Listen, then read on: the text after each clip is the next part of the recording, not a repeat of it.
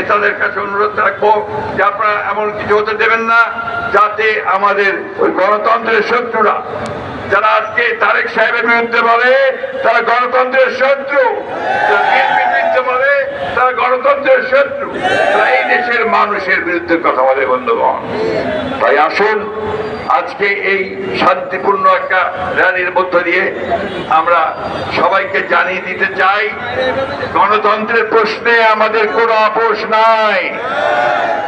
আমরা নির্বাচন চাই, যে সিদ্ধান্ত হয়েছে সেই সময়টাতেই আমরা নির্বাচন চাই।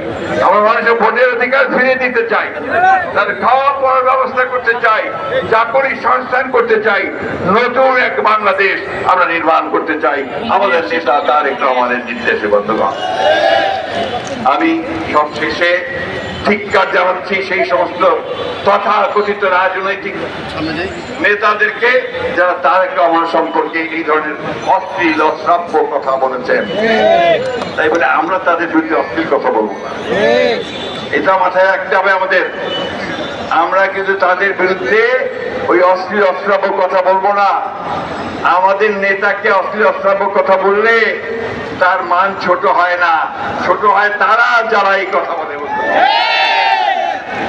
আমরা আমাদের যে পাঁচ কঠিন দৃঢ় নিয়ে 15 বছর আমরা যে লাঞ্ছিত হয়েছি, নির্যাতিত হয়েছি, নিপীড়িত হয়েছি, সেই ঐক্য নিয়ে আমরা সামনের দিকে এগিয়ে যাব। আমি সকল দেশপ্রেমিক রাজনৈতিক দলকে আহ্বান জানাবো, আসুন আমরা গণতন্ত্রের স্বার্থে আমরা সবাই ঐক্যবদ্ধ হয়ে একযোগে সামনের দিকে এগিয়ে যাই।